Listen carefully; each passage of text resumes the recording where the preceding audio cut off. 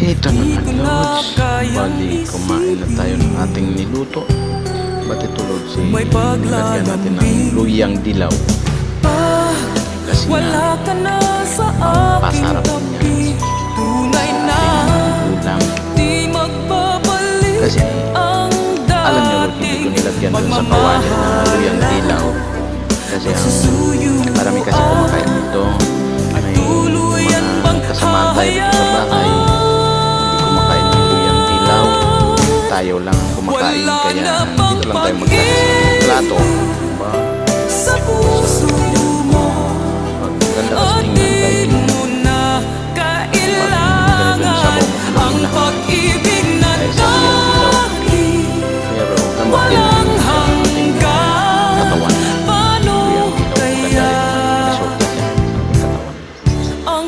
Ngayon, Lods, umpisa na tayo kumain itong ating kanin. Abangan na lang kung busog ba tayo. Hanggang sa muli.